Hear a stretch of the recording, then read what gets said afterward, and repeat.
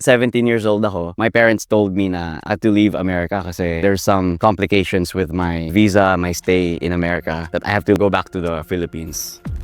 I broke down kasi I built my whole life in America up to that point. But I had no choice. I went back. Bago ang tagumpay, may kwentong di mo alam, pera at buhay. Ito ang tunay na usapan.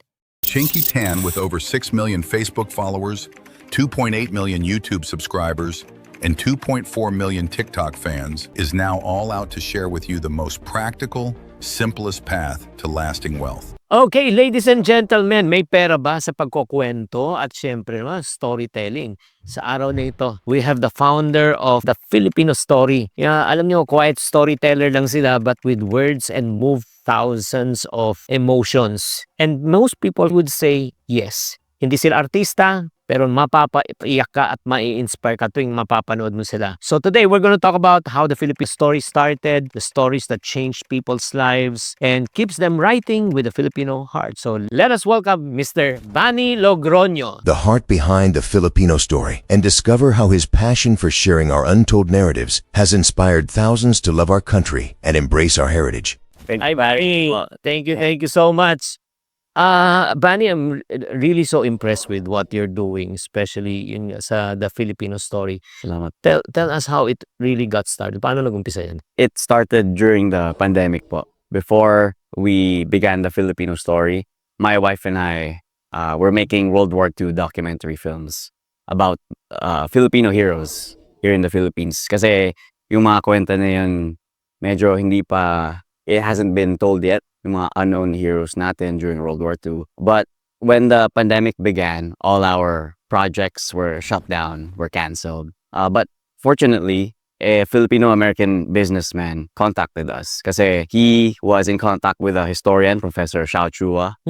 And si Professor Xiao Chua, he recommended us to this Phil-Am businessman. His name is Tony. He wanted to create this animated series that will help Filipino-Americans and yung mga Filipino sa diaspora. The term diaspora refers to the movement, migration, or scattering of people away from their original homeland and the communities they form in new locations. To learn more about Filipino culture and Filipino identity, to learn more about who they are. Kasi itong si Tony, he grew up in San Diego in America all his life. And growing up there, he actually didn't like being Filipino. Bakit? Kasi yung nakikita niya sa media, parang hindi maganda ang parang brand ng Philippines.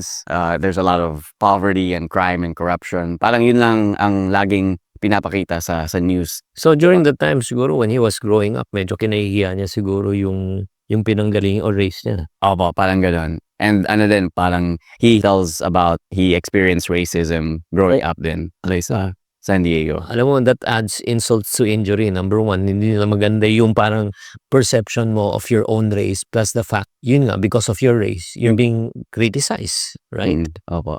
Yun yung dahilan kung bakit parang he didn't like being Filipino growing up.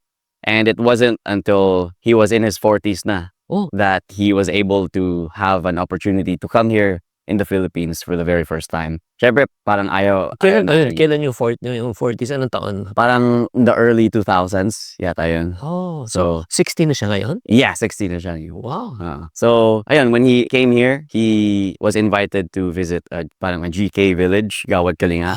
Yeah. And then, parang he went through informal settlements then. And that's when he experienced the true Filipino culture, yung kapwa culture natin, yung Bayanihan spirit. Wow. Doon niya nalaman kung ano ba talaga what does it mean to be Filipino.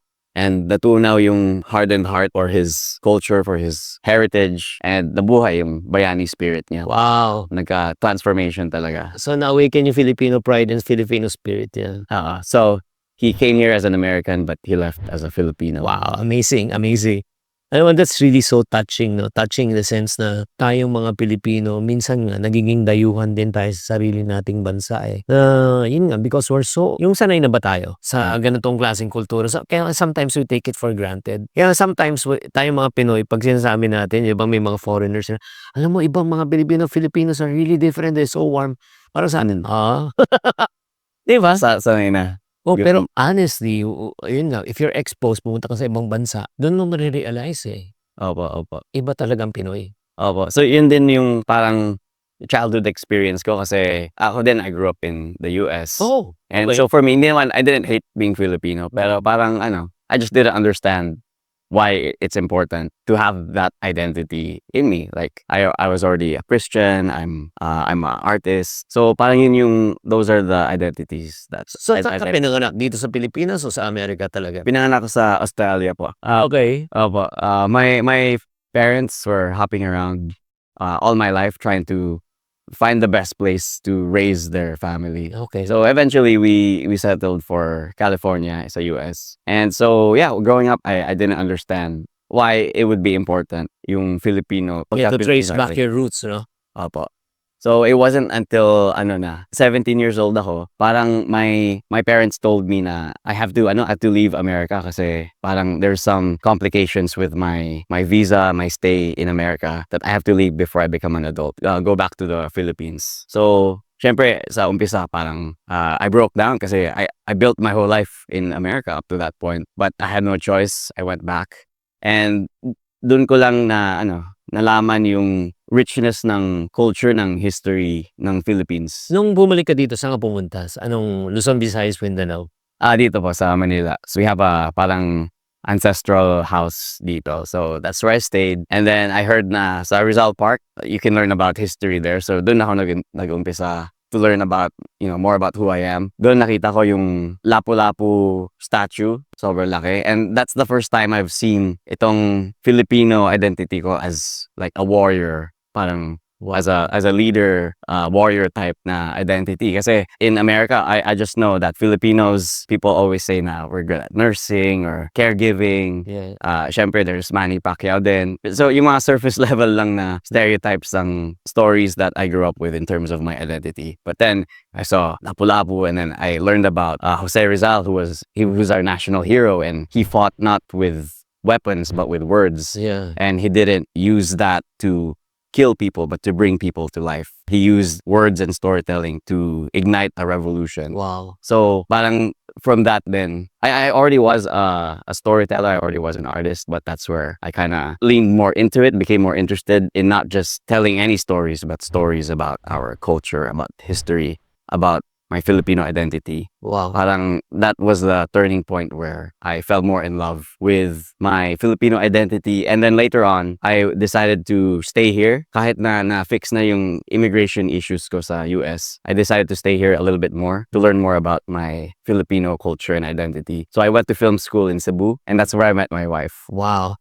Right now, when did you realize na yun during the time when you were doing storytelling already, na maraming palang kwento ang Pilipino na hindi naririnig ng mga tao? Well, fortunately for me po, my wife that I met in film school just so happened to be the granddaughter of a important guerrilla leader in Ilocos during World War II. Okay. So because of her lineage, her dad, my wife's dad, decided to dedicate his career in filmmaking. So yung father-in-law ko, filmmaker din. Anong pangalan?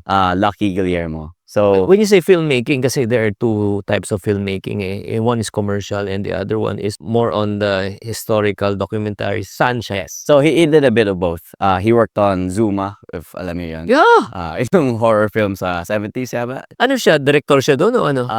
Art director. That's famous because, yeah, that's really Max Laurel. Ayun, so he worked on that. Pero in his later years, that's when he dedicated his craft to telling yung World War II stories because of his father. So, naririnig niya yung sa latay niya, so it was passed down and it was passed down to your wife probably. Passed down to my wife, and then now I'm doing it as well. So dun ko na discover pa yung Bayani spirit sa pagiging Pilipino, kasi during World War II, actually yung mga naglaban sa atin, yung mga college students who were actually discouraged by the government to fight for our country during that time. So they really fought dahil sa pagmamahal nila sa kanilang family and para sa bayan. Ano sa palagay mo ang, syempre, I know you're Filipino but you grew up from abroad just like si Tony. Tony, yeah. Opo. Ano yung napapansin mo na hindi naman nakikita ng isang Pilipino na nakatira sa Pilipinas? Pilipinas? Well, you kind of touched on it earlier po. Yung mga positive traits ng pagiging Filipino na so obvious sa mga foreigners that visit here. Parang that doesn't get appreciated by We just take it for Filipinos. granted. Opo, we just take it for granted. Actually, I just had a friend come here from the UK, and compared to the culture that he's used to dun sa Western world, sabi niya sobrang warm natin, sobrang loving. Actually, he's an online friend, so we just met him in person for the first time. And to treat him like family, to treat him like not as a stranger, and sobrang bilis ang pagka-close natin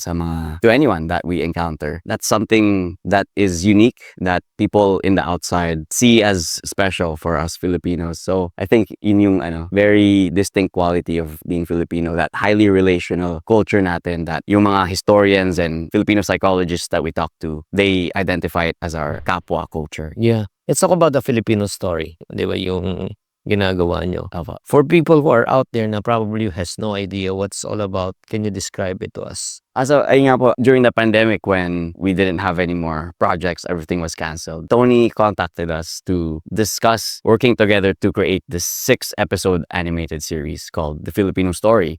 And we basically wanted to create this animated series to communicate to Filipinos in the diaspora what it truly means to be Filipino. And yung message namin there is being Filipino means to share, to care, and to love.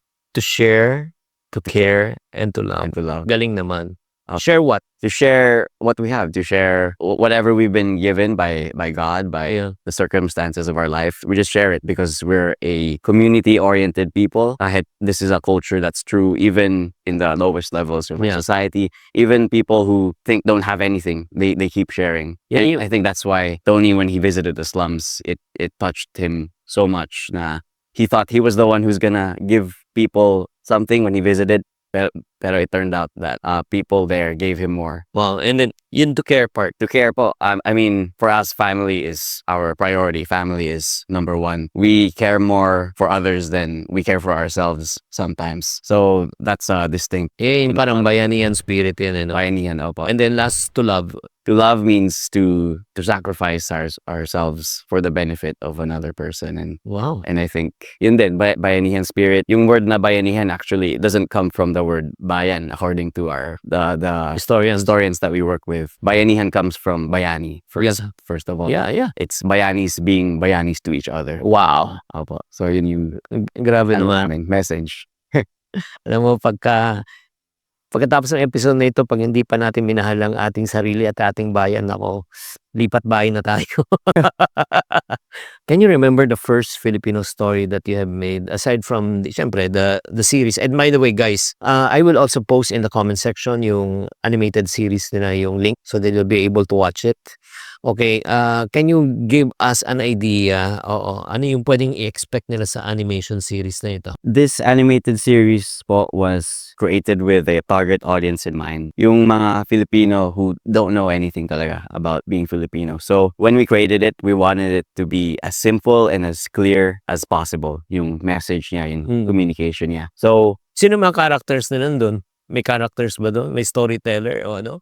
It's more of may nagnanarrate yung overall grand narrative of Filipino history and culture. Yung main character is the person watching. Parang ganun. Common comments na nababasa nyo when you were going through the comment section? Well, maraming comments. Pero yung mga nabasa namin that stuck with me are yung mga comments that say that they're OFWs who have been detached for so long from their mother culture, and watching our animated series reminded them, and parang it gave them a taste of home and reminded them, yung pagka-Filipino nila. Yun yung mga types of comments that I really appreciate. So as a Filipino naman right now, what really breaks your heart the most?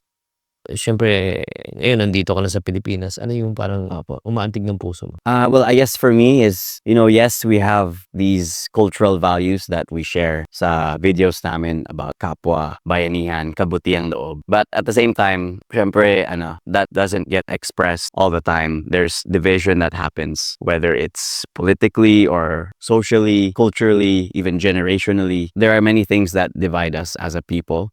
And that's the reason why we created the Filipino Story. Alam mo, it's, yung what you just mentioned, so real. Nakakalungkot talaga. We are only one of the few countries that has over, I think, 10,000 local dialects. I can still remember the story of the Tower of Babel. When the people were united, they were creating a tower. The main goal is to reach the heavens, the sky, to reach God. And when God saw them, talagang they're able to do it talaga. You know what God did? God gave them different languages and dialects. So they were disunited. So yun nga, that's one thing so strange that really breaks my heart, honestly. Sa Japan, you have only one language, Nihongo. In Chinese, one language, Mandarin. And then next, yun sa Korea. Korea yan, Korean language, one lang. Pero dito sa Pilipinas, Sobrang dami. yeah, and then it is really so sad because we were colonized by the Spaniards for over 300 years. That is one of the main tools that they used to give each other dialects so that they will not be united. Kaya nga minsan nga nakakalungkot, di ba? If you go to other countries, di ba? You go to America, there's Chinatown, there's Korean town. Pero have you ever seen a Filipino town? Opo, ngayon lang nagsa-start yung Oo nga di ba? Nakakalungkot kasi kung magtatayo ka ng isang parang ito lang, let's be honest, ng isang grupo, bigla na lang, may magtatayo na yung Ilonggo, Ilocano, Yeah. di ba? Parang Very regional yung oo. pagka-identify as yung mga Filipinos in the diaspora would identify more as yung region nila rather than Filipino Oo. identity. Yun nga nakakalungkot Nakakalungkot in the sense, ginamit ito ng ibang mga mananakop to divide us. Pero kahit na wala na yung mga mananakop, yung the one who wants to conquer and control us, but still, we remain divided, not united. Grabe. Marami pa tayong revelation na bibigay ko po sa inyo. I made some research before I invited them. So, after hearing and writing all those stories, what do you think is one of the deepest wound as Filipinos? Ano sa palagay mo, hugot? Well, you touched on it na po. The deepest wound that we have is the colonial past that we had to experience. 333 years from Spain and then Japan during World War II and syempre the American occupation. These are all periods in our history where someone else was telling us who we are and how we should be. And because it was so long and because we also have this culture of hospitality and catering to our guests, in the process of that colonialism, we forgot who we are. And even though that period is over na, some of the mentalities that were birthed from that period, we still believe to be true today. Wow. Are you familiar with the culture of fiesta, the fiesta culture? Apo. During the early times, ang fiesta, how long does it last? How long pa? From what I've learned through history, it lasts for a month. Wow. 1 month. And do you want to know yung parang why the fiesta culture was introduced to us by the Spaniards? Bakit po? Kasi, ang magsasaka, once they harvest rice kasi rice you can store for a long time Diba? Ang naging tendency, yung mga ibang farmers, pag marami silang ipon, they don't want to work anymore. So if they don't work, yung harvest season, makakat yung yung cycle. Yeah. So what basically the Spaniards did, they introduced the concept of fiesta. It's just like parang nagpapasalamat ka sa Diyos, di ba? Sa harvest. And then ang ginawa nila, kailangan talaga yung magpiesta ka, magpasalamat ka, pero hindi lang isang araw, kundi buong buwan. Diba? And then the culture is when there's a person who comes to your pag fiesta season, you have to have handa, you have to have or else it's so embarrassing. Yeah. So in the process, syempre pag nagpiesta ka ng isang buwan, ubos lahat yung mo. So pag ubos ka na, wala ka ng pera, bilang magsasaka, ano gagawin mo ulit? You have to work again. Babalik ka na naman. Wow. So they use it as a tool to control. So once you're already in lack, you're hungry, you have no choice. You have to borrow money from us again. You become a slave again. This is the sad, the Spaniards are not anymore present, but still, the mindset, and nandito pa rin hanggang ngayon. Nakakaya naman, pag pesta, wala kang, mangungutang na naman sila. Right now, they're not anymore a slave to the Spaniard. They're slave right now to debt. Yeah. Wow, that's so powerful and so painful. It is. Kaya nga, it really pains me na ang dami nating ginagawa ngayon bilang mga Pilipino na hindi natin alam kung bakit natin ginagawa. And we still pass on that tradition. Oo nga po. And that's why it's important to look at history, Yeah. to find the meaning of why we do the things we do, and to stop doing the things that we don't have to do anymore. Grabe, no? Alam mo, habang kinikwento ko, I'm always almost in tears whenever it really pains me. One thing I can never forget also, there was a ruler of two countries. I won't say the other country, but I would say the other country is the Philippines. Okay. Somebody just told me, again, based on history, alam mo sinabi ng isang ruler sa isang country, sa isang leader sa Philippines, do you want to control your people? Yan ang tanong sa kanya ni ruler. Sabi niya, how? You make them poor, but you don't make them hungry. How do you make them poor? Don't educate them. Don't give them the proper education. Because if they know enough, they will revolt against you. And then, once they are poor, you feed them so that they will be loyal to you. Up to this very day, it's still being practiced. Diba? You want something, you go to the politician and you ask for favor. Yung ganun ba? Again, it's the culture eh. So, right now, having hear all of these things, how do you feel right now as a storyteller? Well, that's why we're doing what we do. For me, I really believe in the power of storytelling. See, Steve Jobs is the one who said that the storyteller is the most powerful person on the planet because they set the vision and the values and the agenda of the next generation. And as a Christian then, how did God communicate with his people? It's through stories. Even Jesus. Jesus communicated with stories, with parables. Parable of the talents, diba? The woman and the well, diba? It's all through stories. Opo. And like I mentioned earlier, si Jose Rizal, our own national hero, was a storyteller and his stories ignited the Bayani spirit of his generation. So itong lack of education that we're experiencing with our people here, staying poor but being fed by their rulers, I think telling the right stories is the step to kind of moving forward in the right direction. And that's why we're working on the Filipino story, is to tell those stories that don't subjugate, don't enslave, but to set people free, to inspire them to live a more free and the life that, they were destined to have. Galing, galing. Alam mo na, I can still remember. Hindi ko lang alam kung alala niyo itong story. Correct me if I'm wrong. There was a story, I think, written by Jose Rizal about yun nga, yung parang he lost his slippers. Yeah. Ano mo ba yung story mo? Can you tell that story?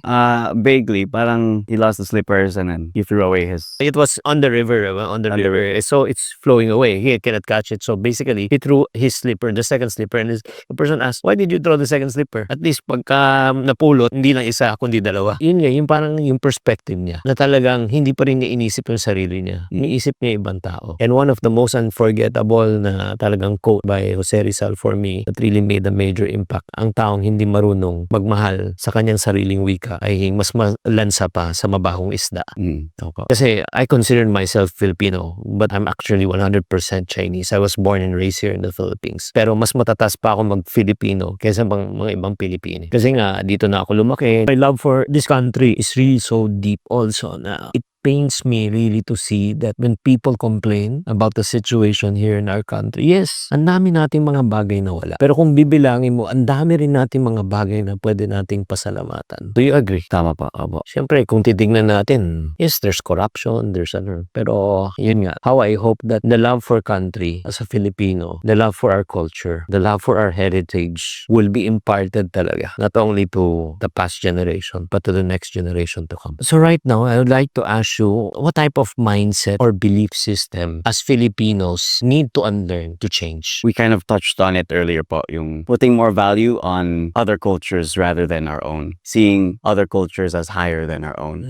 Siyempre, hindi naman na our culture is better than yung Western culture and the other cultures that surround us. But it's more about, appreciating our own culture, that there is greatness and that God created us as Filipinos for a reason. I think that's the main thing for us, that in the future we want to see a Philippines where the goal, the Filipino dream, is not to leave the Philippines, but you can have a great life here. You can experience ginhawa here in the Philippines. You don't have to look for it elsewhere. Wow, amazing. Guys, ito lang yung parang let's be realistic. Yung colonial mentality natin. Pag nakakita tayo ng puti, na matangkad, matangos ang parang wow, galing nila mag-English. Siyempre naman, Amerikano sila. Alam nga na magaling sa mag-Tagalog. Parang na-impress tayo agad 'Di ba? Yung parang napipili pilitan tayo makibagay.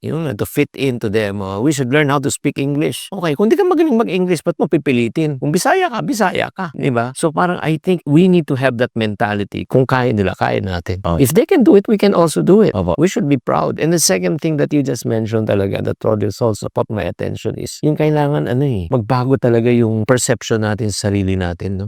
Do you feel that sometimes we look down at ourselves? I mean, not just sometimes, but most of the time, I think, yun yung perception, especially here, well, not just here in the motherland, but in the diaspora as well. Yung si Tony, that's what he experienced growing up. A big reason why he experienced that is because the stories he grew up with in the media was all negative connection with Filipino culture and history and society. And so that's why the stories that we try to tell in the Filipino story, it's all positive. Yeah. Some people kind of criticize us for parang toxic positivity yung tinalabas namin. But it's because we're trying to face itong problem nga na sobrang we look down on ourselves so much that we try to balance it. No, there are great things about our culture. There are people here like yourself and many others who have flourishing lives who experience ginhawa right here in the Philippines. And so that's what we're trying to do with our platform. Not only that, yung second thing na sinabi mo rin na tayong mga Pilipino, again, ulitin ko, hindi ko naman nilalahat, minsan nawawalan tayo ng pag-asa, nawalan ng pag-asa sa Pilipinas. Kaya nga marami nga nangingibang bansa. I understand that. Walang naman, basagan ng trip to kung gusto mo umalis. Kaya nga, pero itong tanong, ito yung malaking tanong na kailangan natin masagot. Bakit karamihan ng mga tao pag pumupunta sa ibang bansa, umuunlad, umaasenso? Ba't dito, pag nandito, hindi masyadong umuunlad? Siyempre naman, wala namang pagkakataon nun, wala namang masyadong opportunity dito. Agree?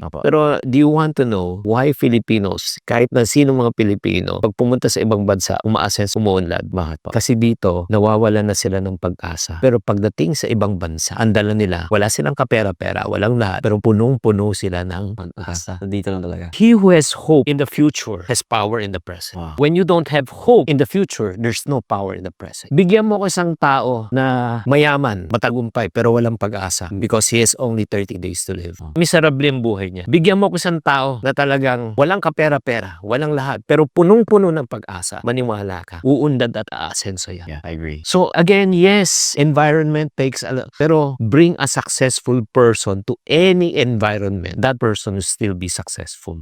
Sinatanong ko ngayon, sinasabi ko, kung talagang wala na pag-asa sa Pilipinas, ba't ang daming mga singkit na katulad ko nag-uumpisa ng negosyo sa Pilipinas kung wala na pag-asa? Ba't dito lang sila pumunta rin ng ibang bansa, doon sila magnegosyo? Pero hindi. Nakita nila yung opportunity dito. Kaya sila yung maasenso. And even today, there's like a reverse immigration happening. Yung mga Filipino back then who immigrated, who left the Philippines, now their children coming back here, me included. Yeah, because you see an opportunity, diba? What do you see right now? Ikaw mismo, living in America, living in Australia, what do you see right now in the Philippines? What opportunity do you see? Well, I see a community, a country that I can contribute to, that I have skills, I have stories that I can inspire this group of people that welcomed me when I came back, and so I want to give back. Yeah. So honestly, guys, ito lang, maniwala ka. Living the American dream. Oo, guys, sabihin ko sa iyo, maganda nga kitaan, maganda yung sweldo. Pagdating mo, ikaw lahat, maniwala ka. Ikaw maglalaba, ikaw magdadrive, ikaw maglili. Di ba?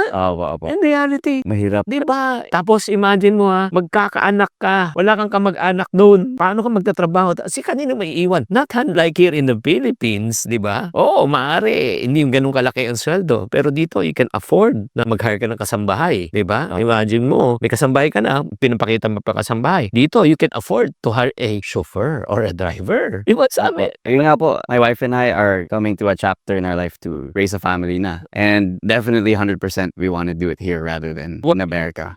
Ayun, mas mahirap nga dun po. Lalo na yung that community culture that you're mentioning ngayon.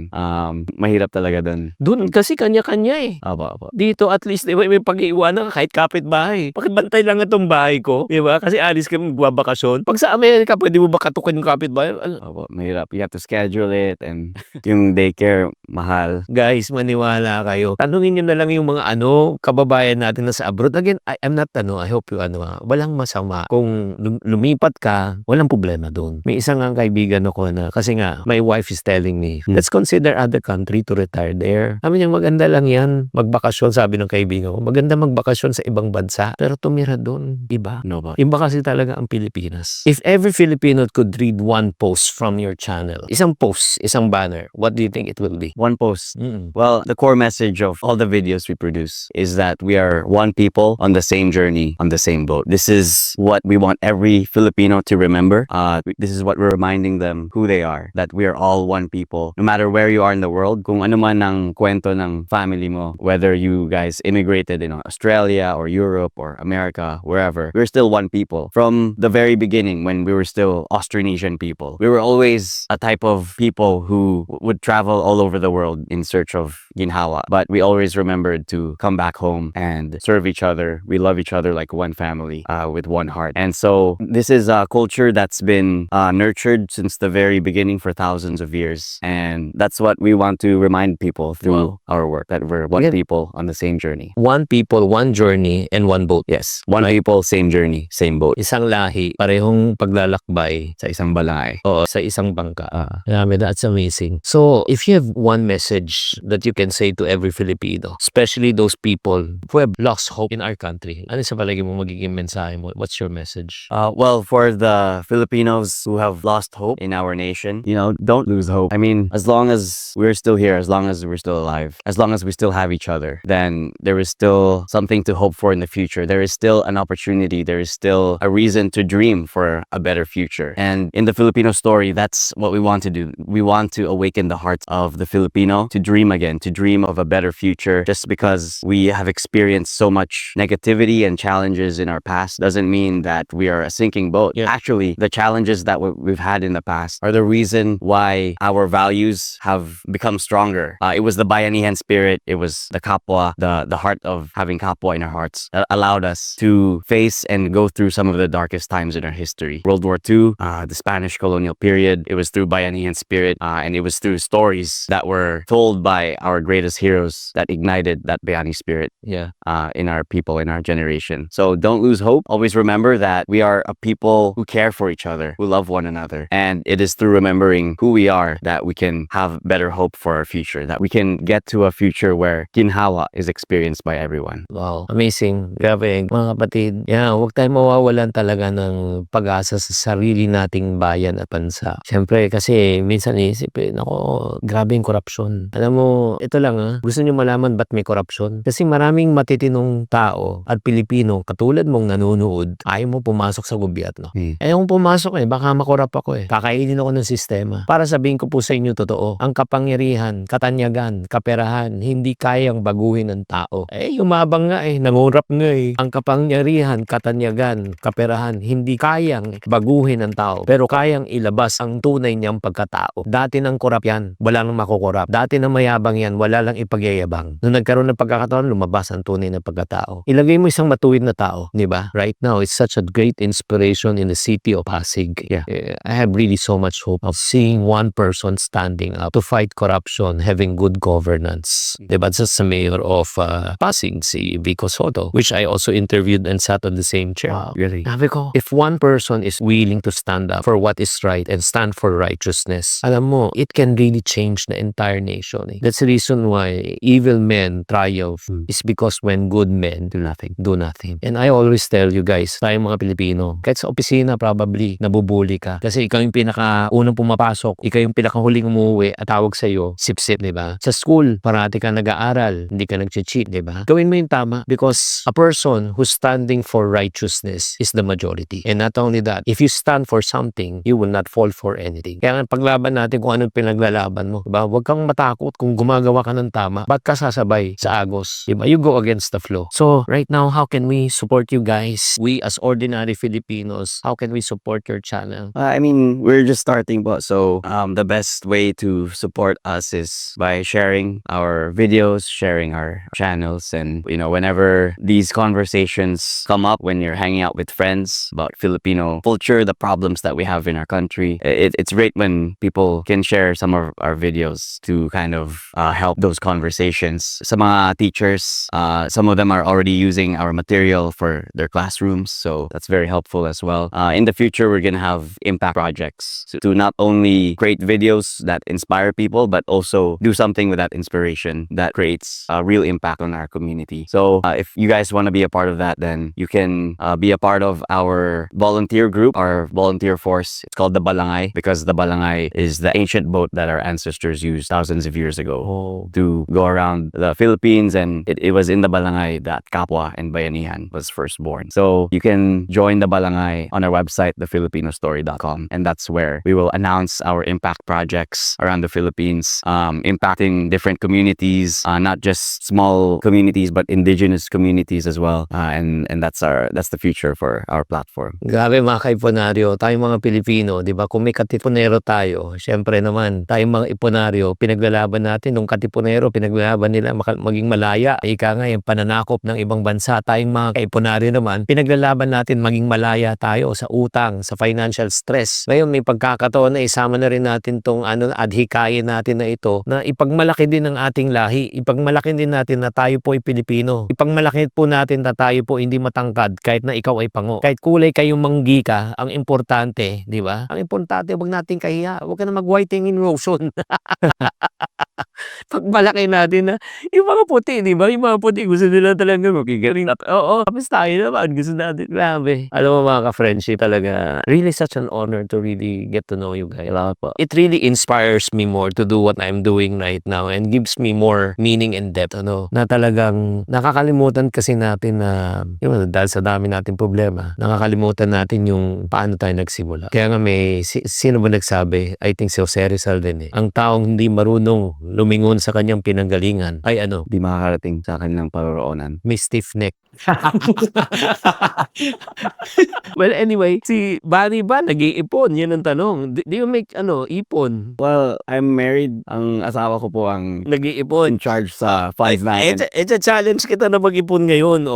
Ipon challenge. So, si Bani, di ko lang alam kung alam mo na ito. Ito yung nagta-trending sa TikTok. 60,000 ipon challenge. Starts with a loose change ng 20 pesos. So, once you get 20 pesos, di ba?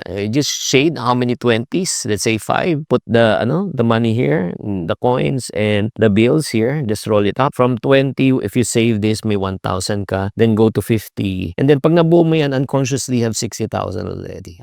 Galing. Diba? Don't forget, don't forget what are you saving for, so that you won't use it for other purposes. The start date and end date. Wow, sige po. Yeah, that would be yours. And then ito, meron din ako isang magkano iipon kaya ni Bani for the day? Meron tayong ipon cards. Yan. Pick a card. Yan. Basa. Last call duration challenge. Kunin ang last call time duration mo using your cell phone at yun ang amount na ihulog mo sa ipon box. For example, 3 minutes and 10 seconds is 310 pesos. Yan.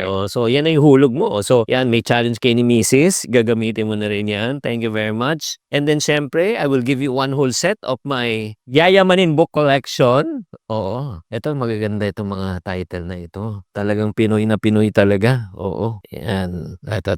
Basa. Diary of a Pulubi. Yan. Oo. 22 money mistakes. So, hindi yan Diary of a Wimpy Kid, tapos ito, may ipon. May ipon diary. Yes. So, yan, may utang-free diary, may budget diary, may negosyo diary, and diary of a yaman. Galing. Is all yours. Yeah.